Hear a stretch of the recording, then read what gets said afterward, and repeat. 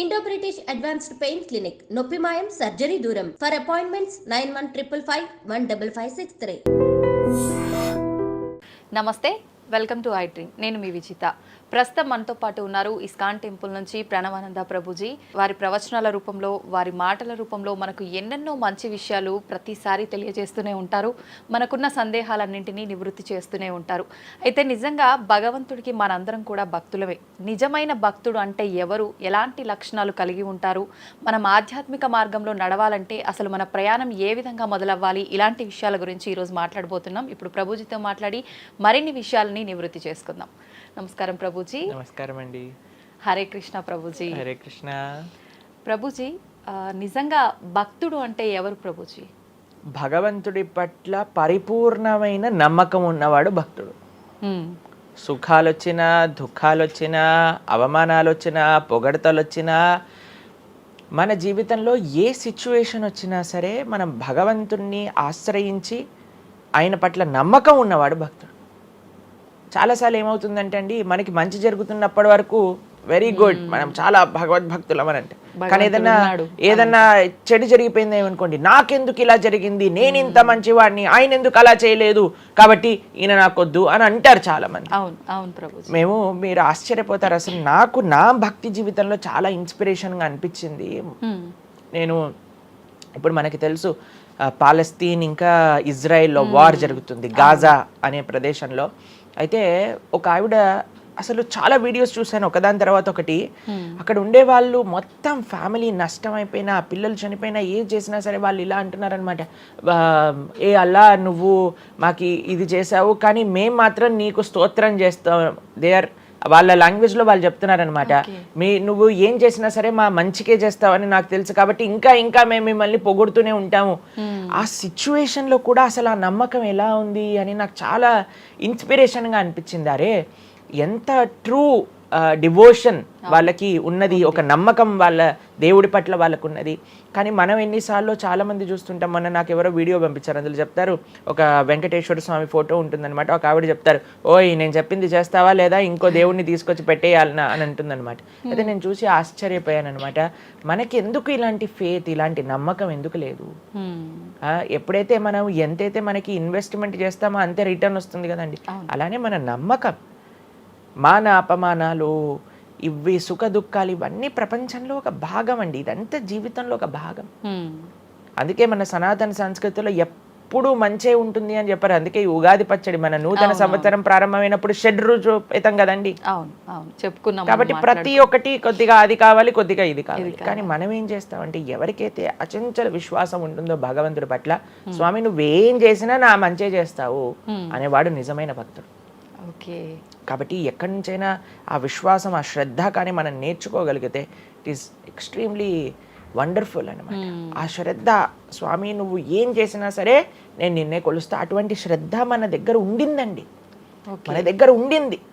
మన పూర్వీకులు, రాజులు, మహారాజులు, అసలు మన సంస్కృతి, సిక్కులు ఎవరైతే మనకి వాళ్ళ జీవితాన్ని త్యాగం చేసేసారు వాళ్ళ ధర్మాన్ని కాపాడుకోవడానికి.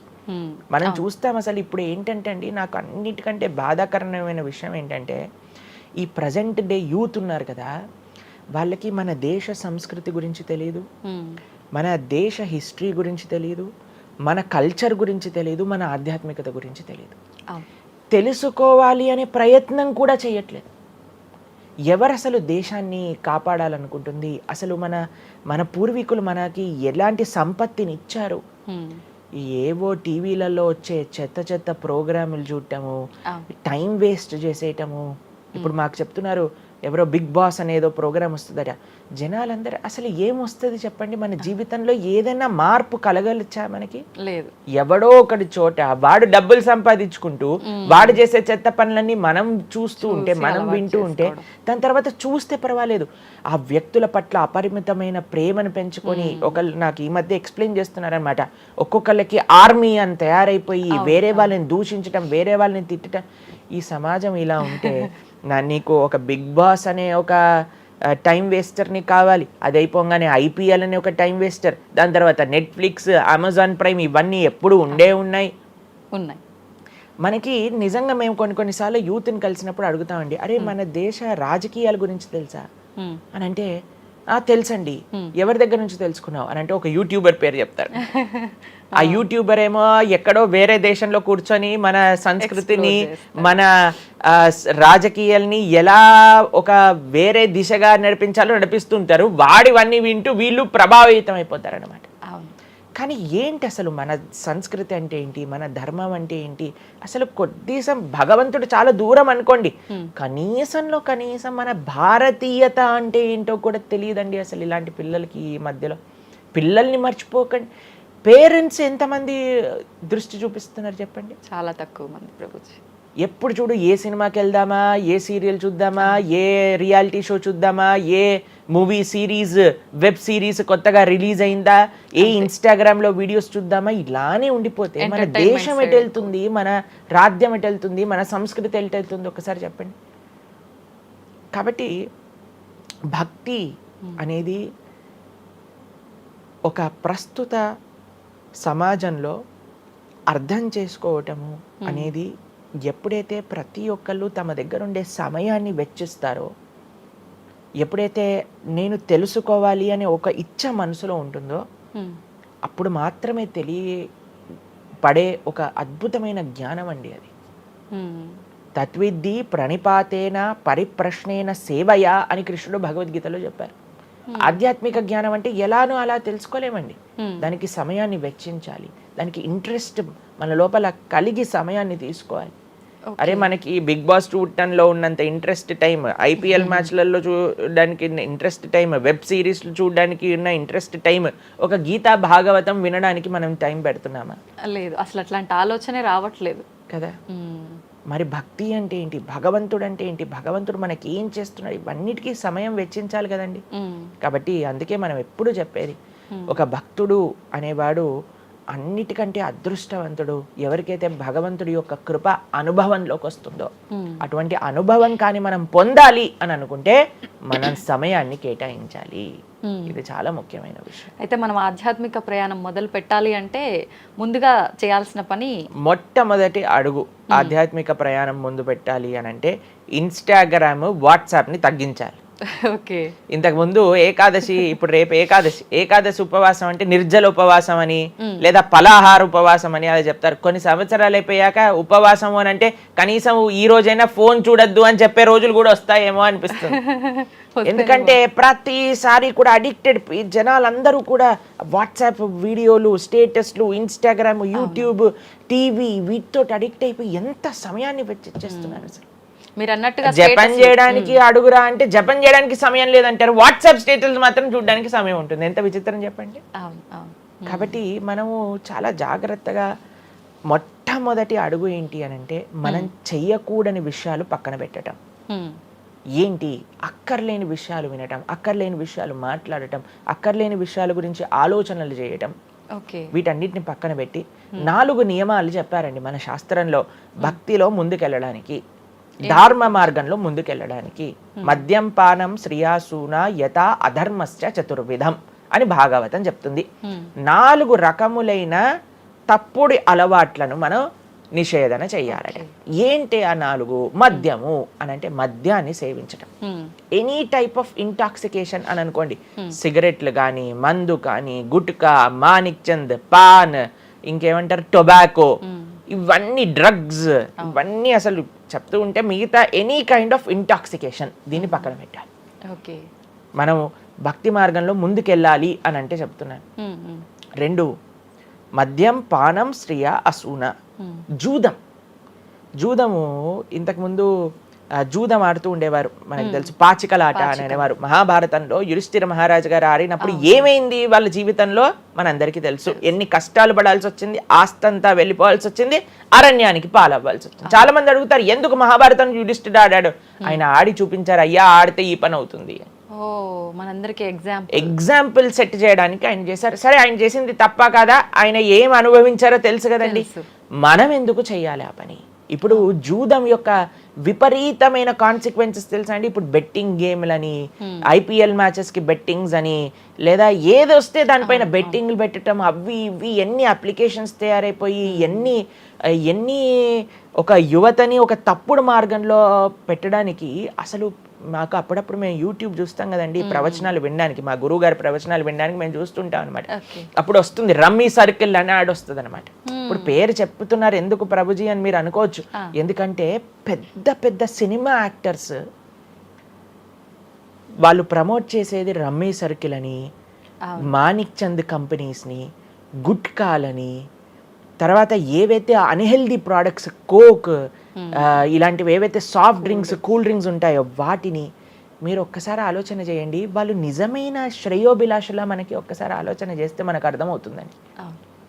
మొత్తం ఒక దగ్గర ప్రపంచం అంతా ఇవి తప్పు, ఇవి మీకు మంచిది కాదు అని మొత్తుకుంటుంటే మీరు ఎవరైతే మీరు హీరోయిన్ నా రోల్ మోడల్ అని అనుకుంటున్నారో వాడు మీకు నేర్పించేది ఏంటి అని అంటే, నువ్వు ఈ పేకాట ఆడు, నువ్వు గుట్కా తిను, నువ్వు కూల్ డ్రింక్ తాగు, నీ జీవితం ఏమైనా మాకు పర్వాలేదు. మేము ఎక్కడికి వెళ్ళినా నోరు నొప్పొచ్చేటట్టు అరిచి చెప్తున్నా, అయ్యా ఇవి మంచిది కాదు, మీరు మంచి మార్గంలో ఉండండి, ఆరోగ్యాన్ని జాగ్రత్తగా పెట్టుకోండి, మనసు జాగ్రత్తగా ఉండండి, ధర్మాన్ని ఆచరణ చేయండి అని మేము చెప్తుంటే, కానీ జనాలకి వీటిలలో ఇంట్రెస్ట్ లేదు. వీళ్ళకి నా రోల్ మోడల్ వాళ్ళు, నా రోల్ మోడల్ ఇది అని ప్రొద్దు నుంచి రాత్రి దాకా ఇన్స్టాగ్రామ్లో చూడటం, వాళ్ళగా మాట్లాడటం, వాళ్ళగా వస్త్రాలు వేసుకోవటం, వాళ్ళలాగా మేము కూడా వాళ్ళలాగా అవ్వాలి అని అనుకుంటే వాళ్ళు ఏం నేర్పిస్తున్నారు మీకు ఒక్కసారి ఆలోచన చేయండి. ఎంతమంది దేశంలో ఉండే యువత మొత్తం కూడా తప్పుడు మార్గంలోకి వెళ్తే మన భారతదేశ భవిష్యత్తు ఏం కావాలో ఒకసారి చెప్పండి. కాబట్టి ఫస్ట్ ఏమన్నా మనం ఇంటాక్సికేషన్, సెకండ్ గ్యాంబ్లింగ్ అని అంటారు, జూదం, ఏ ప్రకారమైన జూదమైనా సరే దాన్ని పక్కన పెట్టాలి.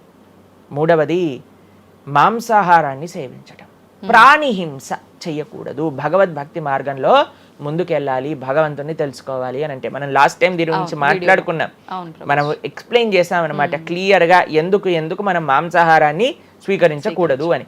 అది భౌతికంగా మనకి మంచిది కాదు, ఆరోగ్యరీత్యా మంచిది కాదు, ఎమోషనల్గా మంచిది కాదు, ఎన్వైరన్మెంటల్గా మంచిది కాదు, స్పిరిచువల్గా మనకి మంచిది కాదు అని ఈ రీజన్స్ అన్ని చెప్పాం. అయితే నిన్నటి రోజున మాకు ఆ వీడియో పంపించారనమాట. సరే ఏమున్నాయి అబ్బా కమెంట్స్లో అని చదువుతుంటే చాలా మంది అన్నారు, రోజు ఈ వీడియో చూడటం వల్ల మేము మాంసాహారం తింటాం మానేసాము, మాకు క్లారిటీ వచ్చిందని చాలా కమెంట్స్ ఉన్నాయి.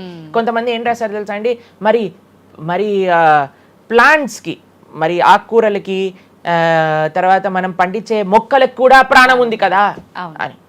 మీకు ఒక విషయం చెప్తాను, చాలా మంది ఈ ఆర్గ్యుమెంట్స్ చెప్తారండి, నాన్ వెజిటేరియన్ మానేసేయండి అని అంటే, మరి మీరు జీవహింస చేయట్లేదా, మీరు కూడా మొక్కల్ని కట్ చేస్తున్నారు కదా అని అడుగుతారు. ఇప్పుడు దానికి 2-3 విషయాలు మీకు ప్రస్తావన చేస్తాను. ఒకటి, మీరు పాలకూరని, గోంగూరని, తోటకూరని కొయ్యడానికి వెళ్ళినప్పుడు అది గట్టిగా అరుస్తూ చంపేయకు నన్ను, ఏదో ఒకటి రక్తం కారటం, అది ఇలా గార్లో ఎగరటం, ఇలాంటివి చేస్తుందా అండి? లేదు. ఎప్పుడైనా మీరు ఆపిల్ పండుని కొయ్యడానికి వెళ్ళినప్పుడు ఆపిల్ పండుని ఇలా అనగానే దాంట్లో నుంచి రక్తం చెట్టులో నుంచి దారాలుగా కారుతుంటుందా అండి? అదేమైనా గట్టిగా అరుస్తుందా అని కొంతమంది అంటారు, అది అరుస్తుంది మనకి వినిపించదు. మనకి ఒకసారి అర్థం చేసుకోవాలి, ఒక ప్రాణికి ఒక వెల్ డెవలప్డ్ కాన్షియస్నెస్ ఉన్న వ్యక్తికి, లేదా ఒక పర్సనాలిటీకి, లేదా ఒక ప్రాణికి, లేదా ఒక ప్లాంట్కి ఏంటి వ్యత్యాసము అనేది మనం తెలుసుకోవాలి. దాంతోపాటు ఇంకొక విషయం చెప్తాను, మరి ప్లాంట్స్ని తినచ్చు, యానిమల్స్ని తినకూడదు అని ఏంటి ప్రమాణము అనంటే, భగవంతుడు మనకి ఈ విషయాన్ని ప్రస్తావన చేశారు, స్వామి మనకి ఈ విషయాన్ని ఉపదేశం చేశారు. అయ్యా, నువ్వు కేవలం శాకాహారాన్ని మాత్రమే తినవచ్చును, సాత్విక ఆహారాన్ని మాత్రమే తినవచ్చును. ఎక్కడ చెప్పాడు భగవంతుడు? పత్రం పుష్పం ఫలం తోయం యోమే భక్తా ప్రయశ్చతి. పత్రం పుష్పం ఫలం తోయం, నువ్వు ఫలములను, తర్వాత ఆకులను, నీటిని, పాలను, వీటితో సంబంధించినవి ఏవైనా సరే తయారు చేయొచ్చు, భగవంతుడికి నివేదన చేయొచ్చు, స్వీకరించవచ్చు. కాబట్టి మన శాస్త్రములు దేన్నైతే యాక్సెప్ట్ చేశాయి, ఇప్పుడు చెప్పాయనుకోండి, సరే ఈ ప్లాంట్స్లలో కూడా ప్రాణం ఉందయ్యా, ప్లాంట్స్ కూడా తినకు అని అంటే ఏం చేస్తామండి? గాలిని పీల్చుకుంటామా? సన్లైట్ తో బతుకుతామా మనం ఏమన్నా ప్లాంట్స్ బతికినట్టుగా? ఏదో ఒకటి కావాలి కదా ఆహారం. కాబట్టి అన్నిటికంటే లీస్ట్ హింస, అహింస అంటే అన్నిటికంటే లీస్ట్ హింస ఎక్కడ ఉంటుందో అది.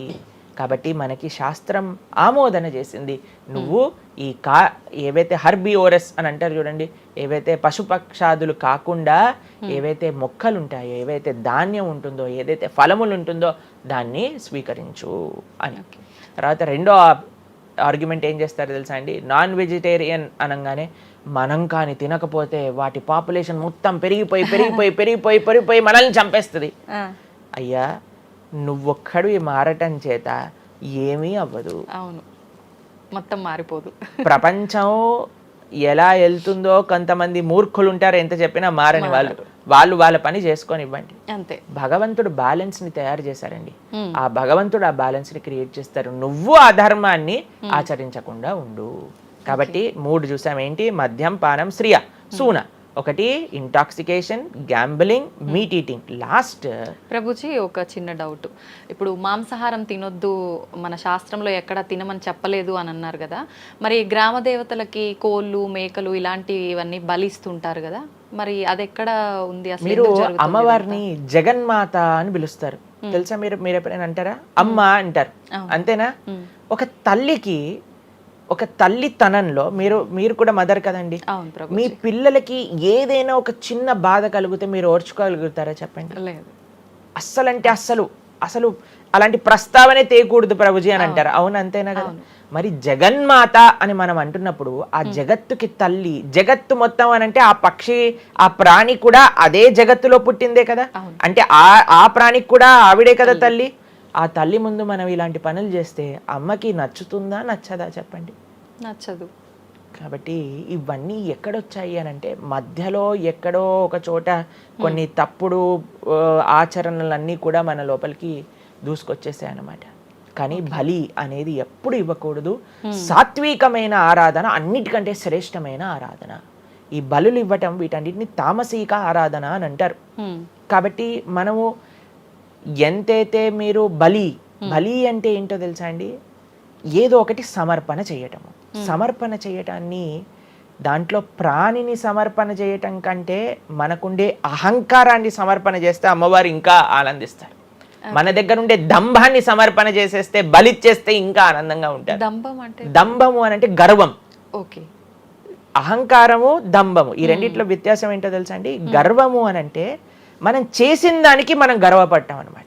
నేనే చేశాను, నా అంతటి వాడు లేడు. దంభము అంటే చెయ్యని దానికి కూడా గర్వపడడం. ఓకే. కాబట్టి మనకుండే అభిమానాన్ని, మనకుండే ఆ లోభాన్ని, వీటన్నిటిని అమ్మవారికి సమర్పణ చేయండి, ఇంకా మంచి, ఇంకా ఆనందిస్తారు. అందుకే మనం తల నీలాలు ఇస్తాం. చాలా మందికి తెలియదు అసలు దేవుడు ఏం చేసుకుంటాడండి మన జుట్టుని, డాండ్రఫ్ తోటి ఉన్న జుట్టుని. దేవుడికి ఎందుకు సమర్పణ చేయాలి మనం తల నీలాలు అని అంటే, అయ్యా నేను జుట్టు ఉంటే ఎప్పుడు కూడా ఇలా ఇలా ఇలా హెయిర్ స్టైలింగ్ చేసుకుంటూ నేను ఏదో చాలా హ్యాండ్సమ్ మ్యాన్, చాలా హ్యాండ్సమ్ ఉమెన్ అనుకుంటూ ఉంటారు కదా అందరు కూడా. అయ్యా నా యొక్క ఆ సెల్ఫ్ కాన్షియస్నెస్ ని సమర్పణ చేస్తున్నా నీ దగ్గర. మనం గుడికి వెళ్ళి కొబ్బరికాయ కొడతాం. కొబ్బరికాయ ఎందుకు కొడతామండి? మనం కూడా అలాంటి హార్టెడ్ వ్యక్తులం అనమాట. మనకు కూడా ఆ గర్వంతో మనం కూడా అంత పైనుండే షెల్ ఉంటుంది కదా, ఎంత హార్డ్గా ఉంటుంది. కానీ ఎప్పుడైతే అది పలగొట్టేస్తామో అప్పుడు లోపల మంచి తీయటి నీరు మనకి దొరుకుతుంది. కొబ్బరి ఎంత స్వీట్గా ఉంటుంది, అది మనకు కలుగుతుంది. మన హృదయంలో ఆ సున్నితమైన భావాలు ఉన్నాయి, కానీ మనకుండే అజ్ఞానము, మనకుండే అహంకారం, మనకుండే అవిద్య దాన్ని ఆపేస్తుంది. అందుకే భగవంతుడి ముందు, స్వామి నీ ముందు నా అహంకారాన్ని సమర్పణ చేస్తున్నా అనే భావనతో మనం కొబ్బరికాయ కొట్టాలి. అంతేగాని కొబ్బరికాయ తీసుకెళ్లి కొట్టేసి నేను ఈరోజు 108 కొబ్బరికాయలు కొట్టాను దేవుడి దగ్గర అనే అహంకారం వచ్చింది అనుకోండి, కొబ్బరికాయ కొట్టడమే వేస్ట్, ఫలితం లేదు. కాబట్టి మనందరం అర్థం చేసుకోవాలి అసలు ఏంటి భావన. బలి అని అంటే ప్రాణి బలి కాదయ్యా, నీ దగ్గర ఉండే చెడు గుణాలను బలి.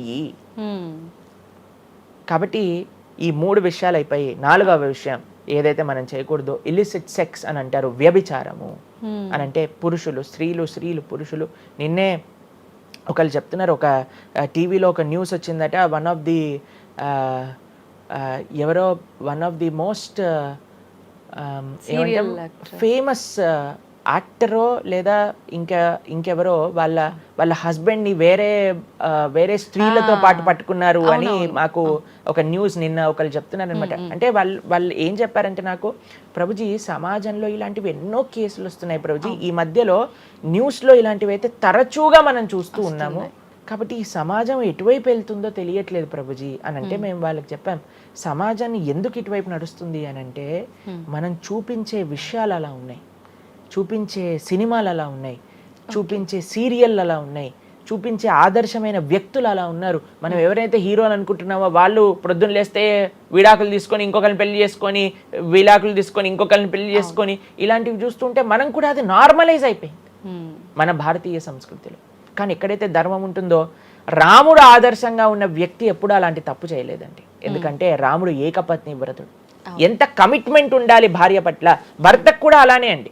ఇప్పుడు ఒకళ్ళు తప్పు అంటే, ఇప్పుడు చాలా మంది అనుకుంటారు ఇది ఎత్తి పురుషులకే వర్తించింది అని. పురుషులకు ఎంతైతే వర్తిస్తుందో అంతే స్త్రీలకు కూడా వర్తిస్తుంది, స్త్రీలకు ఎంతైతే వర్తిస్తుందో అంతే పురుషులకు కూడా వర్తిస్తుంది. కాబట్టి ఈ 4 చాలా జాగ్రత్తగా ఉండాలి. పరస్త్రీ సంఘము, పరపురుష సంఘం, వీటి నుంచి చాలా జాగ్రత్తగా ఉండాలి. ఈ 4 కానీ మనం ఆచరించగలిగితే మన జీవితంలో, చెయ్యకూడనివి 4, చెయ్యాల్సినవి 4. ఇప్పుడు మనం చెయ్యకూడనివి 4 గురించి విన్నాం కదా. చెయ్యాల్సిన 4 ఏంటో ఒక నిమిషంలో చెప్పేస్తా. మంచి భక్తుల యొక్క సాంగత్యం, మంచి పుస్తకాలు చదవటం, భగవన్నామాన్ని జపం చేయటం, మంచి ఆహారాన్ని స్వీకరించటం. ఈ 4 చేస్తే మనం డైరెక్ట్గా భగవంతుడి యొక్క శ్రీచరణాల దగ్గర ఉంటాం అనమాట. ఓకే, ఇవన్నీ జరగాలి అని అంటే మనం ఆధ్యాత్మికం వైపు మన మనసును మళ్ళించాలి. మనకి ఆధ్యాత్మికము అవసరము అని మనం తెలుసుకోవాలి. ఎప్పుడైతే తెలుసుకుంటామో మనం సమయాన్ని ఇవ్వగలుగుతాం. ఓకే ప్రభుజీ, జపం అని అంటుంటారు. నిజంగా జపం అంటే ఏంటి ప్రభుజీ? ఏ విధంగా జపం చేయాల్సి ఉంటుంది? జపము మనకి కలియుగంలో తరించడానికి మార్గం. కృతేయ ధ్యాయతో విష్ణుం త్రేతాయాం యజతోమకై ద్వాపరే పరిచర్యాయాం కలో తత్ హరికీర్తనం అని చెప్పారు.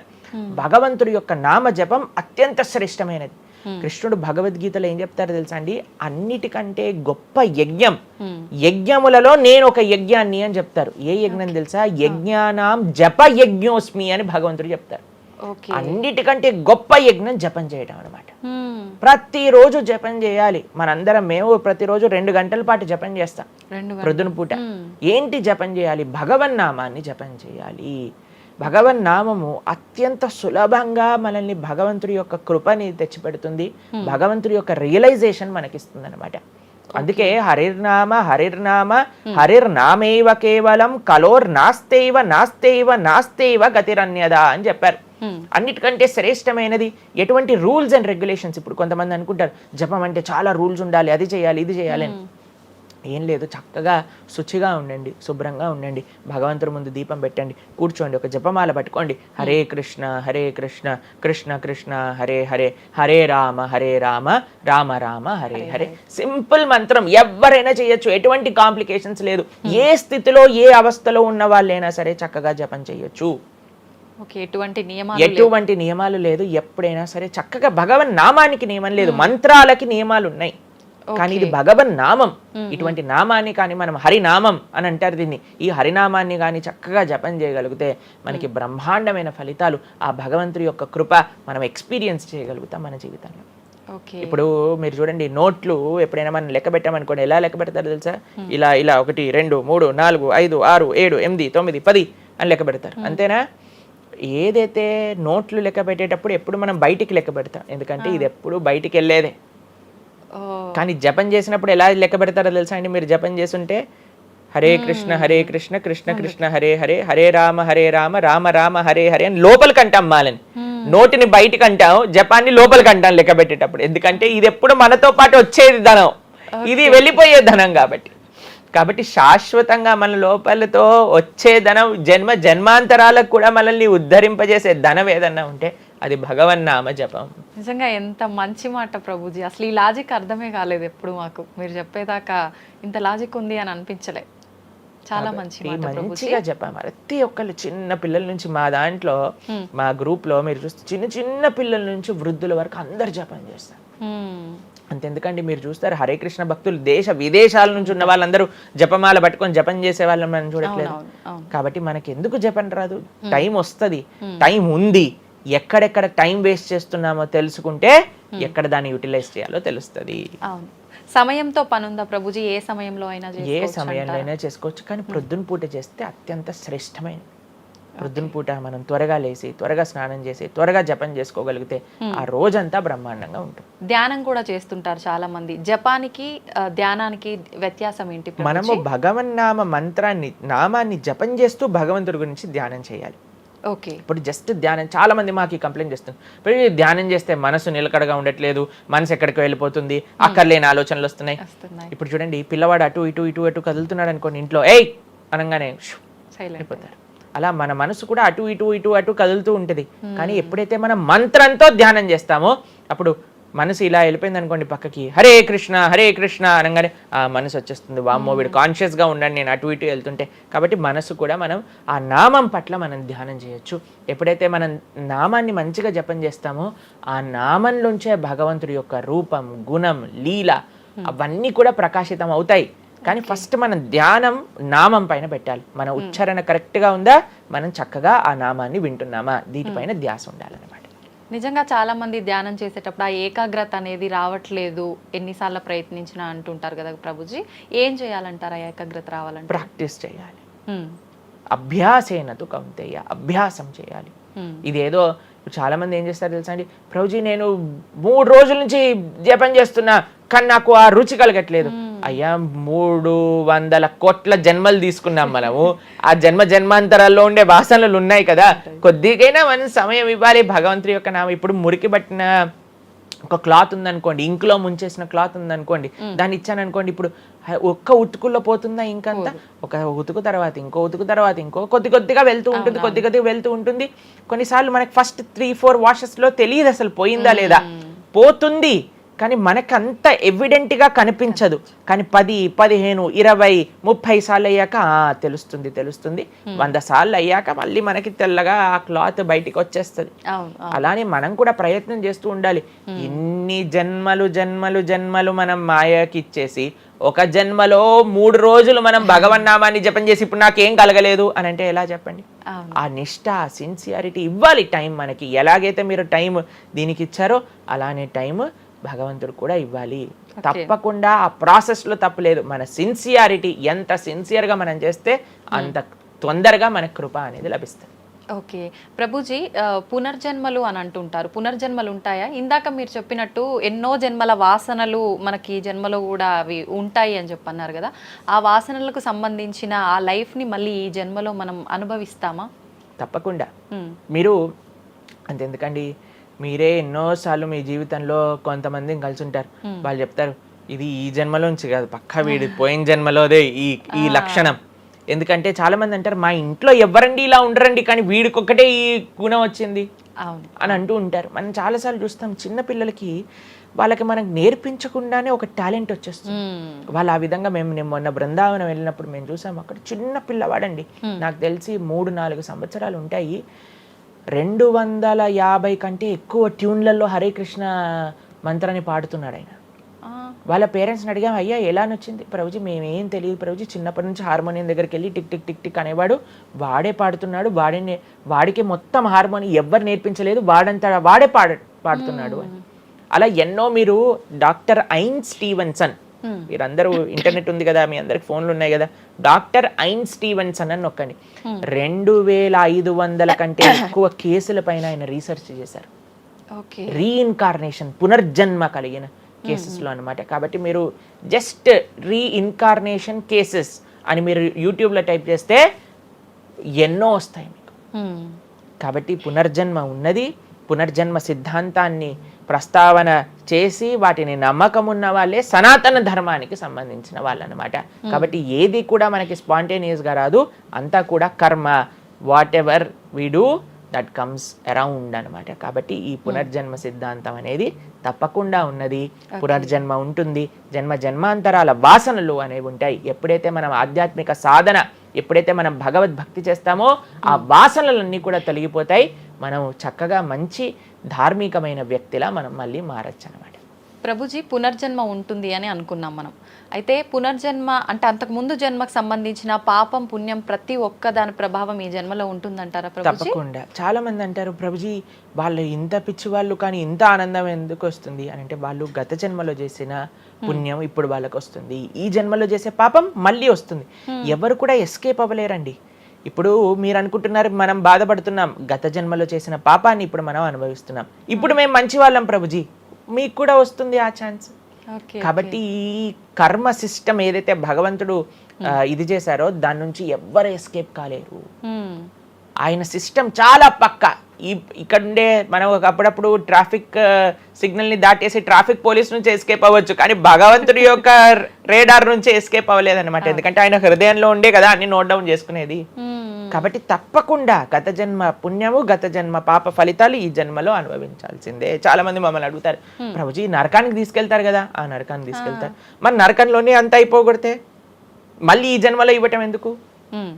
ఇన్స్టాల్మెంట్లో వస్తాయి, ఈఎంఐస్ కింద కట్టాల్సి వస్తుంది అనమాట మన ఫలితాన్ని. కొద్దిగా నరకంలో, కొద్దిగా ఈ జన్మలో, మళ్ళీ వచ్చే జన్మ. ఒకటేసారి ఆ యొక్క ఫలితాన్ని కానీ ఇచ్చేస్తే మనం తట్టుకోలేము. కాబట్టి భగవంతుడి యొక్క కృప నిజంగా చెప్పాలంటే ఇన్స్టాల్మెంట్స్ లో వచ్చేది. ఇప్పుడు చూడండి, ఒకసారి 10 కోట్లు కట్టాలి అంటే అది ఈజీయా, లేదా ఇన్స్టాల్మెంట్ లో కట్టాలంటే ఈజీయా? అందుకే కదండి అందరు ఈఎంఐలు కావాలండి. అలానే పుణ్యం, అలానే పాపం కూడా. కొద్దిగా స్వర్గంలో అనుభవించు, కొద్దిగా ఇప్పుడు అనుభవించు, మళ్ళీ నెక్స్ట్ జన్మలో అనుభవించు. అది తప్పదు, ప్రతి ఒక్కరు అనుభవించాల్సిందే. లేకపోతే చెప్పండి, అసలు ఈ జన్మలో ఎందుకు కొంతమంది కష్టాలు అనుభవిస్తున్నారు? కొంతమందికి పుట్టుక నుంచే కష్టం వస్తుంది, కొంతమంది కొన్ని డిఫెక్ట్స్ తో పుడతారు. ఎందుకు? If God is equal to everybody, then why did God create different people differently అని అంటే భగవంతుడు తయారు చేయలే, భగవంతుడు ఇనిషియేట్ చేశారు ఆ సిస్టమ్ని. దాంట్లో మనం ఏ విధంగా చేస్తే ఆ కర్మ ద్వారా అలా మనం పుట్టవలసి వస్తుంది. కానీ మనము పాస్ట్ గురించి చింత, అయ్యో ఎన్ని పాపాలు చేశానో నాకు ఇది వస్తుంది, దీని గురించి చింత చేయకండి. అయ్యా నేను ఫ్యూచర్లో ఇది చేసి నేను ఇలా చేయబోతుంది, దాని గురించి ఇప్పుడు నీ దగ్గర సమయం ఉంటే నువ్వు ఇప్పుడు ధర్మాచరణ చెయ్యి, ఇప్పుడు భగవంతుడిని ఆశ్రయించు, ఇప్పుడు ధార్మికంగా ఉండు. భగవంతుడు దీన్ని రెండింటినీ తీసేస్తారా, ఆయన యొక్క లోకానికి మనం వెళ్ళవచ్చు. కాబట్టి భగవంతుడు అదే చెప్పారు, సర్వధర్మాన్ పరిత్యజ్య మామేకం శరణం వ్రజ అహం త్వాం సర్వ పాపేభ్యో మోక్షయిష్యామి మా శుచ. ఇది భగవంతుడు ఇచ్చిన ఒక ఆశ్వాసన భగవద్గీతలో. అన్నిటినీ వదిలిపెట్టేసాయి, అన్ని రకాల చెడు వస్తువుల్ని, అన్ని రకాల మంచి, నువ్వు నాకు శరణు వేరు, నేను నీ పాప పుణ్యాలు మొత్తం తీసేస్తాను. యద్గత్వా న నివర్ధంతే తద్ధామ పరమం మమ. భగవంతుడి దగ్గర నుంచి చేరుకున్నాం అనుకోండి, మళ్ళీ ఈ ప్రపంచంలో ఈ యొక్క కష్టాలు ఉండే ఈ నేలపైన మళ్ళీ రావాల్సిన అవసరం లేదు. స్వామితో బ్రహ్మాండంగా స్వామి యొక్క సేవలో సుఖంగా ఉండొచ్చు మనం. ఓకే, అయితే ప్రభుజీ చాలా మంది చెప్తుంటారు అన్ని అనుభవించండి తప్పదు అన్నప్పుడు ఎందుకు భగవంతుని ఆరాధన చెయ్యాలి అని. వాళ్ళందరికీ ఇది మంచి సమాధానం ప్రభుజీ. నిజంగా చాలా మంది ఇదే అంటుంటారు, అంతే కదండి, ఎంత భగవంతుని ఆరాధించినా ఈ కష్టాలు తప్పట్లేదు, అసలు లైఫ్ ఏం చేంజ్ అవ్వట్లేదు, మనశ్శాంతి లేదు, ఎందుకు అసలు ఆరాధించాలని చెప్పి అసలు భగవంతుని పూజించడం కూడా మానేస్తుంటారు. మళ్ళీ ఇప్పుడు ఆపేస్తే మళ్ళీ నెక్స్ట్ ఏంటి అని ఆలోచన చేయాలి. కాబట్టి ఇప్పుడుండే వాటితో మనం ఇది చేసామనుకోండి, ఆయంత ధర్మాచరణ కూడా ఆపేశారనుకోండి, ఇంకా ఆ పుణ్య పాప ఖాతాలు అలానే పెరిగిపోతూ ఉంటాయి. కానీ చివరికి వచ్చేది ఈ ప్రపంచంలోకే కదా. కాబట్టి మనకి చెడు చేయటం పనికిరాదు, కేవలం మంచి చేయటం కూడా పనికిరాదు. భగవద్భక్తి అన్నిటికంటే టాప్ మోస్ట్.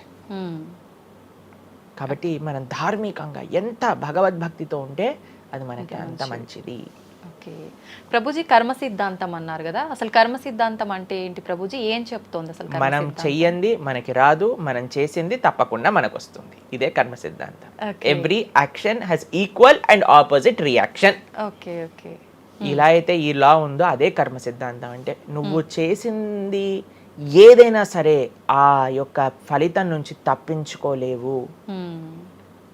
తర్వాత ఏదైతే నువ్వు చేసావో దాని నుంచి తప్పించుకోలేవు. మంచైనా చెడైనా, మొన్న అయింది నీకు ఈ రోజు వస్తుంది, ఈ రోజు చేసిన దానికి రేపు వస్తుంది. ఇదే కర్మ సిద్ధాంతం అంటే.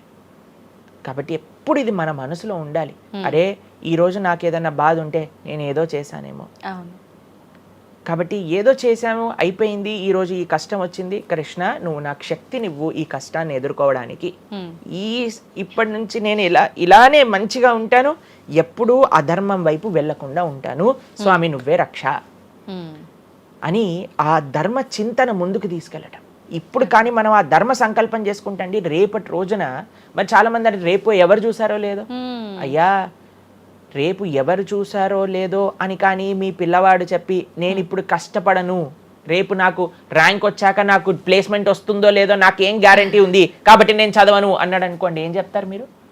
నాన్న నువ్వు ప్లేస్మెంట్ గురించి బాధపడకు, ఫస్ట్ నీ కర్తవ్యం చదవటం నువ్వు చదువు, అంతే. దాని తర్వాత నీకు వస్తుంది, నీ జీవితం సెటిల్ అవుతుంది, అంతే కదండి. అంతే మనం కూడా లేదు రేపు ప్రొద్దున ఎవరు చూశారు స్వర్గాన్ని నరకాన్ని, కాబట్టి నేను ఇప్పుడు ధర్మాచరణ చెయ్యను అని అంటే మీ పిల్లవాళ్ళు కూడా ఎక్కడైతే చదవను అని అంటారో అలానే మనం కూడా తయారవుతాం. చాలా మంది అండి పెద్దవాళ్ళు పిల్లలకి మాత్రం మంచి నీతులు చెప్తారు, కానీ వాళ్ళ దగ్గరకు వచ్చేసరికి వాళ్ళు ఆచరించడానికి రెడీగా ఉంటారు అనమాట.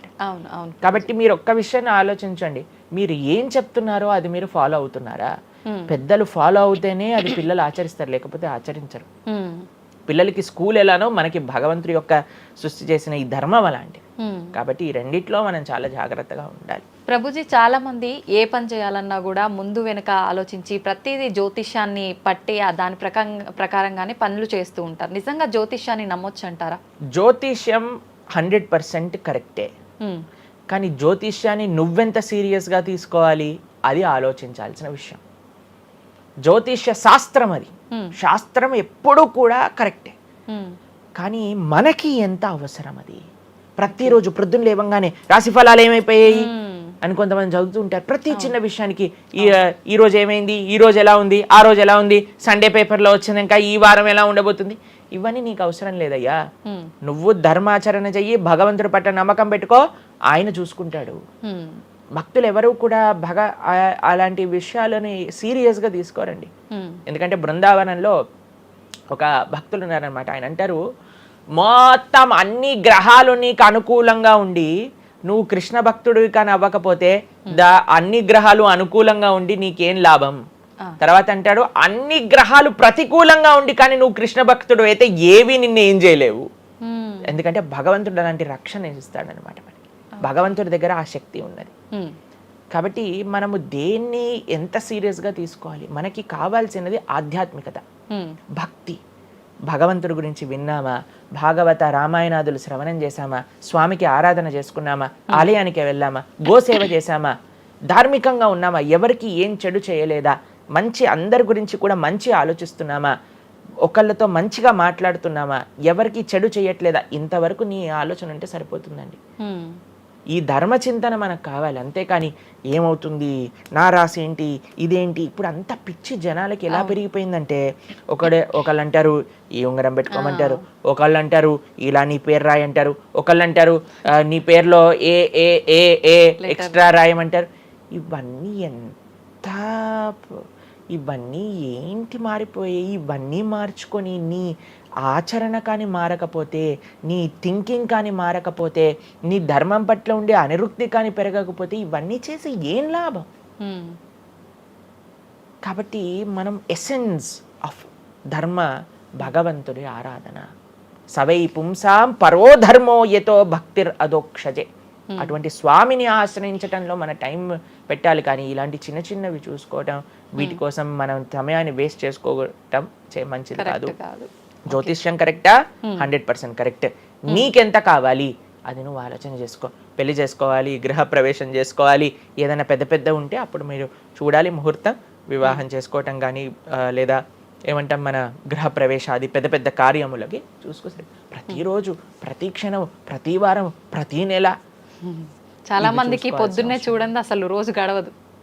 ఇలాంటి పిచ్చి పనులు ఆపాలి. ఫస్ట్ ప్రొద్దున పూట లేచి భగవంతుడి దగ్గరికి వెళ్ళి భగవంతుడికి నమస్కారం చేసి జపం చేసుకొని ధ్యానం చేసుకొని ఆలయానికి వెళ్ళి దర్శనం చేసుకొని భగవత్ చింతనలో ఉండండి. రోజులో ఏ కష్టం వస్తుందో దాన్ని ఎలా ఎదుర్కోగల ఆ శక్తిని వస్తుంది. అంతేగాని ఏమున్నాయి రాశి ఫలాలు చదవటం వల్ల ఏం అవ్వదండి. కాబట్టి సొల్యూషన్ పైన కాన్సన్ట్రేట్ చేయండి, ప్రాబ్లం కోసం విశ్లేషణ చేయకూడదు. ఓకే ప్రభుజీ, చాలామంది ఇంట్లో నెగిటివ్ ఎనర్జీస్ ఉన్నాయి, దయ్యాలు తిరుగుతున్నాయి, లేదంటే ఎవరైనా ఒక పర్సన్కి దయ్యం పట్టింది అని చెప్పి చాలామంది ఎవరు ఇట్లా పంతుళ్ళు అట్లాంటి వాళ్ళ దగ్గరికి, మాంత్రికుల దగ్గరికి తీసుకెళ్ళడము, వాళ్ళు వదిలిస్తారని చెప్పటము, ఆ దయ్యం వీళ్ళని చాలా పీడిస్తుంది అని చెప్పడం, ఇలాంటివి చాలా వింటుంటాము సహజంగా. ఇదంతా నిజమే అంటారా ప్రభుజీ? అసలు దయ్యాలు అనేవి ఉన్నాయంటారా?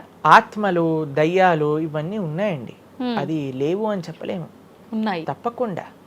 ఎలా అయితే మీరు నెగిటివ్ ఎనర్జీ అంటారు కదా, నెగిటివ్ ఎనర్జీ ఎక్కడికి వస్తుందో తెలుసా అండి? నెగిటివ్ పీపుల్ దగ్గరకు వస్తుంది. ఎవరైతే ఎమోషనల్గా, ఎవరైతే స్పిరిచువల్గా, ఎవరైతే ఫిజికల్గా వర్నలబుల్గా ఉంటారో వాళ్ళ దగ్గరకు వస్తుంది.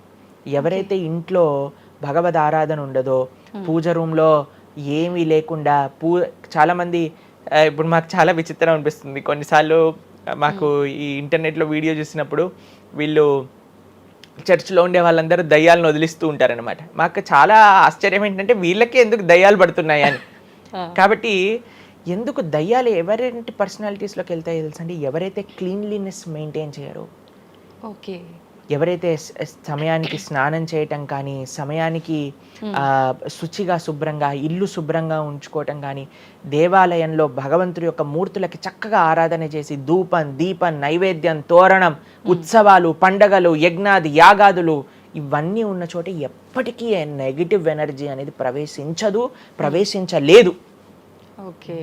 కానీ ఎక్కడైతే జనాలు డిమ్గా, డల్గా, ఎటువంటి వైబ్రెన్స్ లేకుండా ఎప్పుడు ఎమోషనల్ వర్నలబుల్గా బాధల్లో ఉంటూ ఆధ్యాత్మికంగా లేకుండా ఇల్లంతా గందరగోళంగా చెత్త చెదారంతో ఎప్పుడైనా సరే ఫ్రెష్ ఫుడ్ కాకుండా స్టేల్ ఫుడ్, బయట సోర్స్ తెలియని ఫుడ్ వాటిని తినటం వల్ల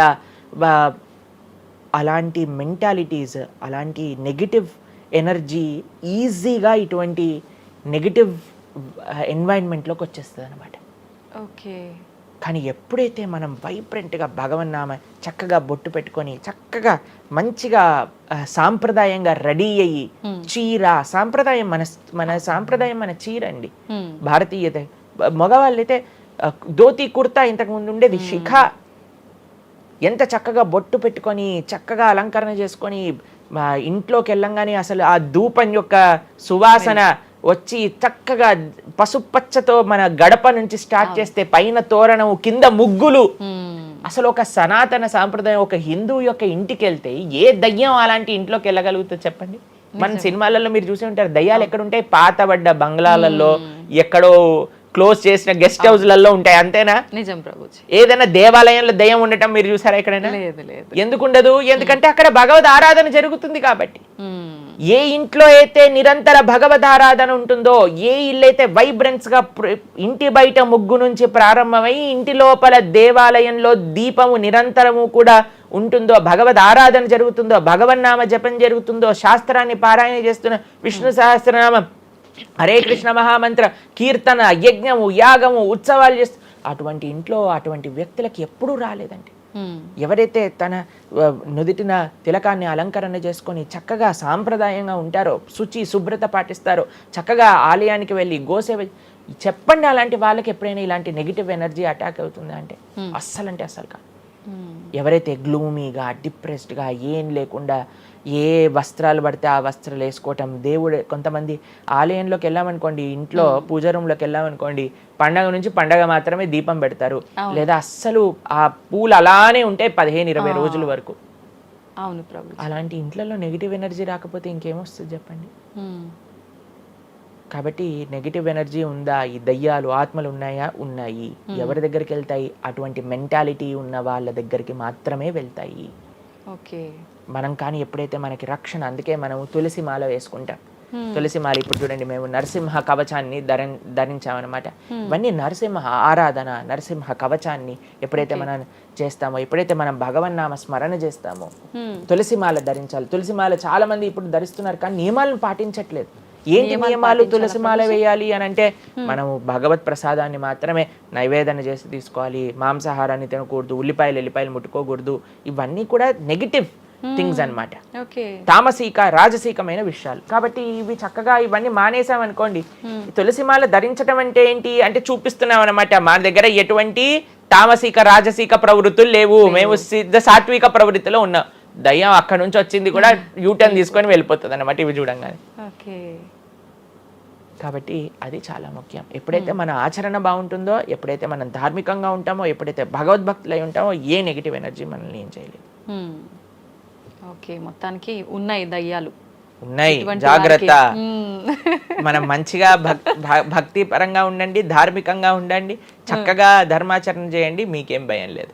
కానీ ఎక్కడైతే ఇవన్నీ జరగవో అక్కడ ఉంటాయి. అందుకే ఆధ్యాత్మిక మార్గంలో నడవాలి అందరం కూడా. కృతజ్ఞతలు ప్రభుజీ, నిజంగా చాలా మంచి మంచి విషయాలు తెలుసుకుంటున్నాం మీ ద్వారా. ఇంకా ఇంకా తెలుసుకోవాలని కోరుకుంటున్నాం. ధన్యవాదాలు ప్రభుజీ. హరే కృష్ణ. హరే కృష్ణ.